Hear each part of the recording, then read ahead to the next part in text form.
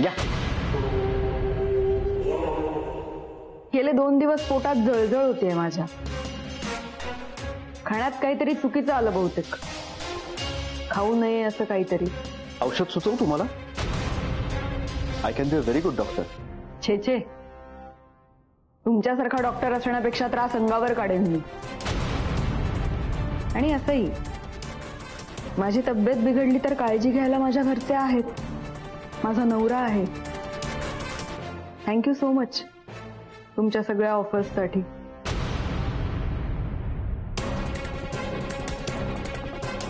आणि सॉरी, सध्या मी तुमच्या सगळ्याच ऑफर्स नाकारते ना. काम आहेत मला. येते.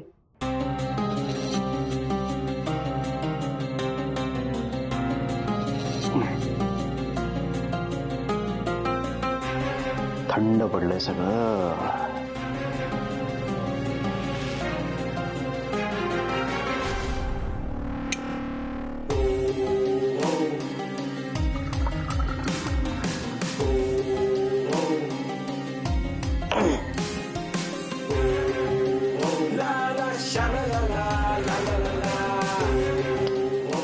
Now it's hot.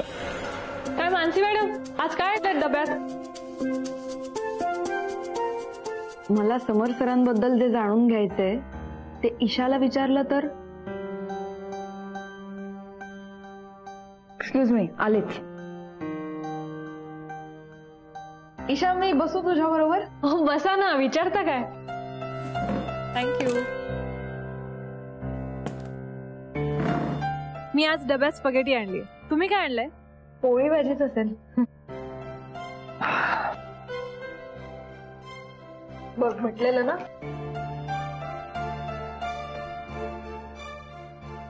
काय ग, माझ्या आधीच बसलीस? पाहिलं का Isha madam? Don't call me Isha madam, call me Isha.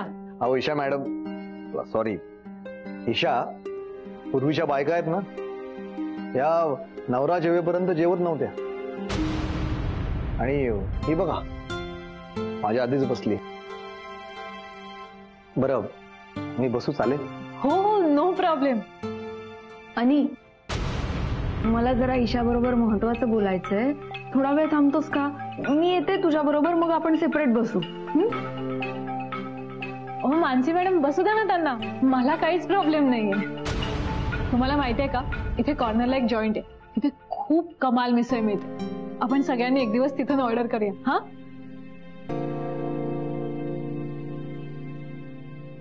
Aniket sir बसा ना. अहो बसा बसा. हा हो. आणि प्लीज.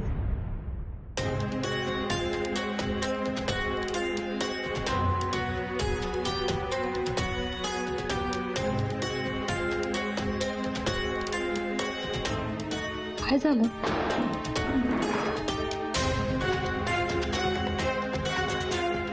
Hello sir. आलेच ना. हाय अनिकेत राव. डबा अजून बंदच आहे तुमचा.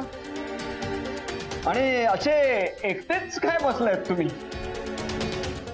मनोहर आहे बरोबर, एकटा नाहीये. नाही ते दिसतच आहे मला. मी हवं तर जागा बदलतो. नाही नाही, तुम्ही नका जागा बदलू. अनिकेत राव उठतील. म्हणजे समर सरांनी तुम्हाला बोलवलंय केबिन मध्ये डबा खायला. नाही, मी इथेच खाईन. तुम्ही असे नाही ऐकणार. मी त्यांना फोनच करतो. नाही ठीक आहे, येतो. That's good.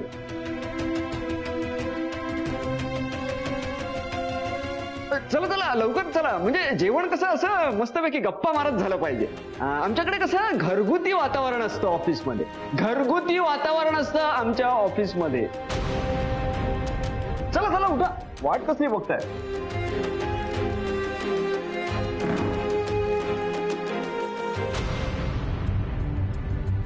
ईशा, भाजी घेऊन बघ ना. हो.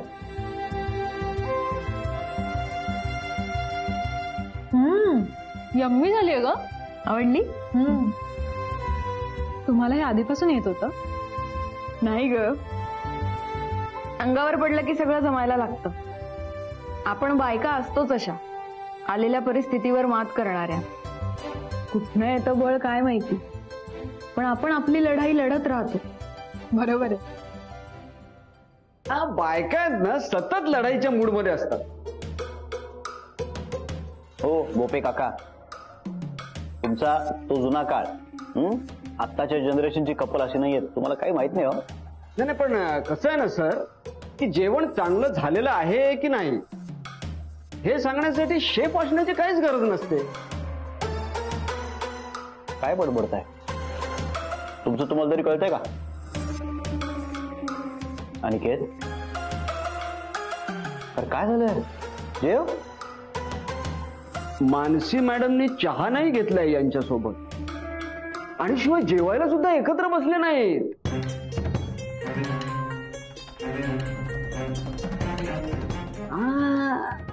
अनिकेतराव एकटेच बसले होते जेवायला, म्हणून त्यांना इथे घेऊन आलो. अनिकेत, तू अजिबात एकटा नाहीयेस. तू रोज इथे माझ्या बरोबर येऊन जेवत जा. हा, अरे मी होतोच, मी आहेच, आणि मी असणारच आहे तुझ्यासाठी. आणि आता समर सर असतातच ना, आता आपल्या ब्रँडची ग्रोथ होणार बघ, नक्की होणार. ईशा, हे समर सर अचानक कुठून आले ग? कुठून आले म्हणजे? कुठून आले म्हणजे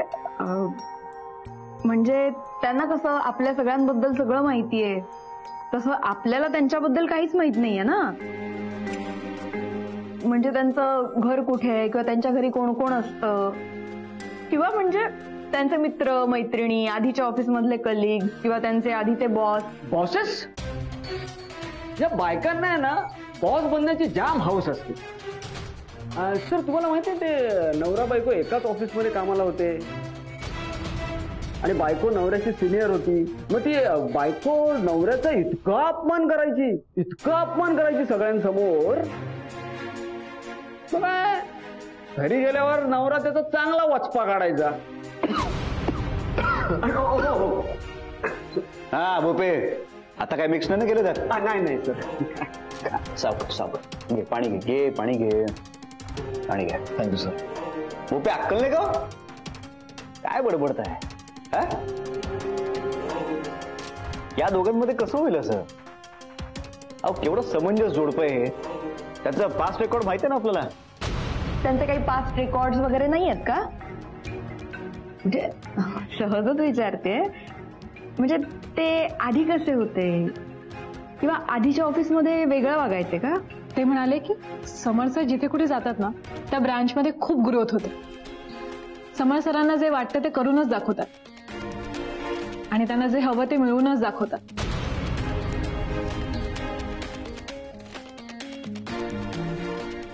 काही टेन्शन घेऊ नका. जेव.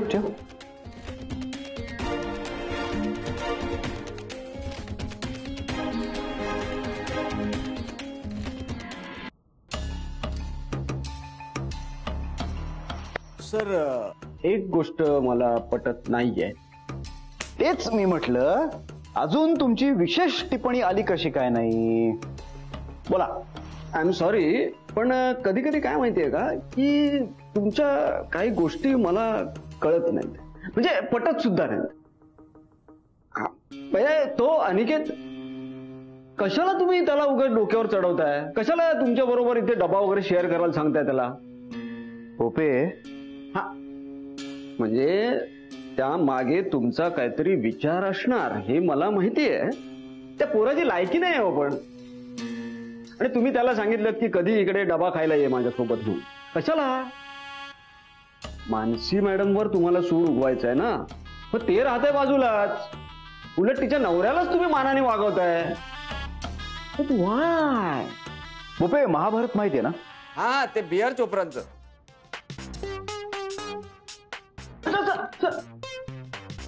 महाभारत, व्यासांनी लिहिलेलं महाभारत. बी आर चोप्रांनी सिरियल केली महाभारत नावाची. तर सांगण्याचा मुद्दा हा, महाभारतात अर्जुन त्या माशाच्या डोळ्याला जेव्हा बाण मारतो तेव्हा अर्जुन त्या माशाकडे बघत नव्हता, त्याच्या प्रतिबिंबाकडे बघत होता. कधी कधी आपल्याला एखाद्या गोष्टीवर जर घाव घालायचा असेल तर आपली नजर फक्त त्या गोष्टीवर असून चालत नाही. Understanding not.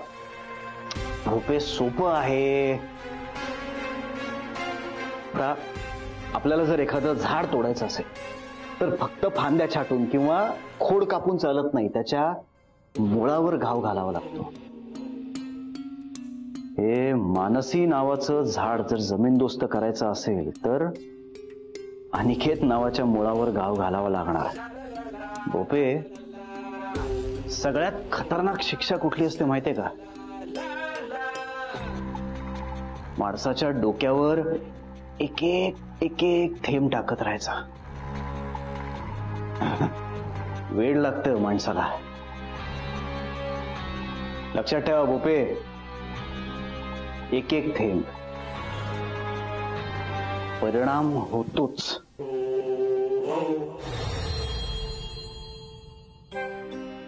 आवडली का भाजी? अरे मी काहीतरी विचारतेय तुला. आवडली का भाजी? हे काय डबा घासलास तू? अरे मी घासून दिला असताना कशाला उगीच? ऑफिस मधल्या सगळ्यांचे डबे घासतेस का रोज?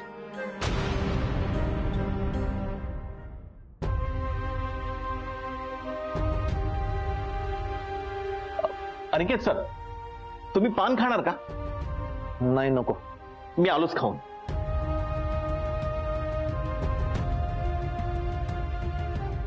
काय बोलतोय सनी? हे उगाच कशाला फेवर्स करतोय माझ्यावर? माझ्याबरोबर चहा पण प्यायचा नसतो तुला, कारण मी तुझा इथे कलिग आहे ना, नवरा नाहीये. आणि असा कलिग ज्याच्याबरोबर तुला जेवायला बसायचा सुद्धा प्रॉब्लेम आहे. नाही म्हणून आता हे तूच लक्षात ठेवायचं. यापुढे इथे आपण फक्त कलिग्स आणि आपल्यातली सगळी नाती घरी. आणि मगाशी काय म्हणालीस? घरी जाऊन बोलू. मलाही बोलायचंच आहे. आता घरी जाऊन बोलूच.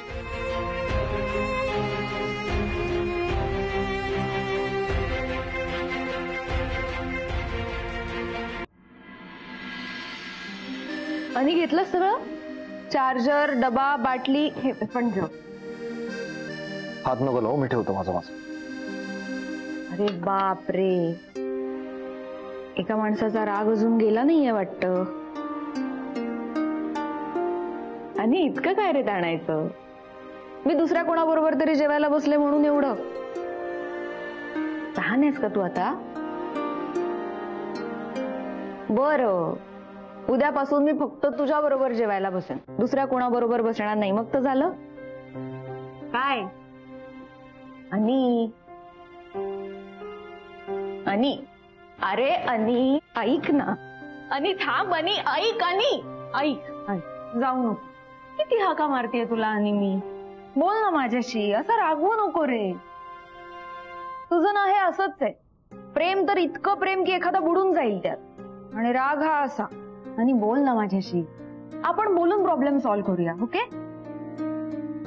आपण एक काम करूया, चालत जाऊया घरी, छान गप्पा मारत जाऊ. भाजी पण आणायची आहे. चल.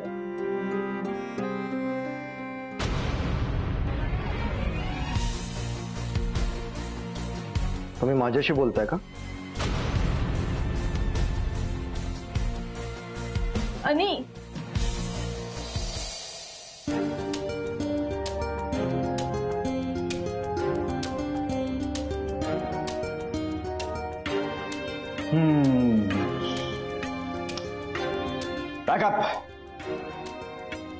आज घरी जाऊन मस्त सेलिब्रेट करणार आहे मी. सेलिब्रेट? काय काय सेलिब्रेट करणार?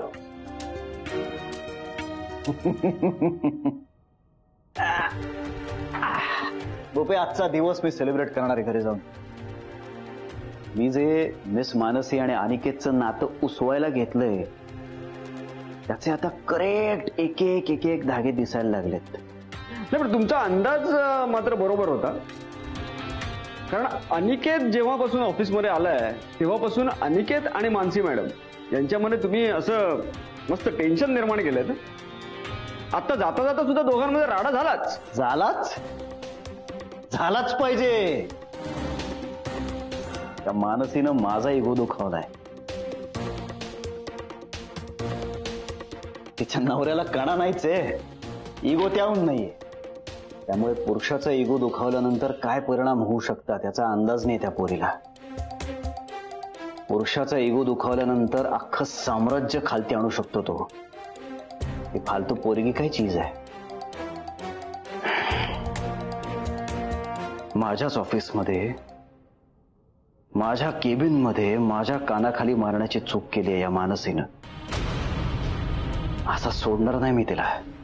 सर तुम्ही असं काहीतरी करा की अनिकेतनी मानसी मॅडमच्या कानाखाली मारली पाहिजे.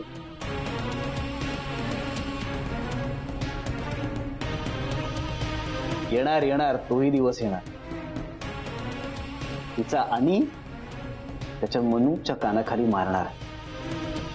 पण त्याहीपेक्षा महत्वाचं, ज्या अनिकेतसाठी तिनं पहिल्या दिवसापासून माझा इगो ठेचलाय तो अनिकेतच स्वतःच्या हाताने त्यांचं नातं विस्कटतो की नाही बघत आहे. ज्या नात्याचा एवढा माज आहे, एवढा अहंकार आहे ना, ते नातं ठेचायचंय मला.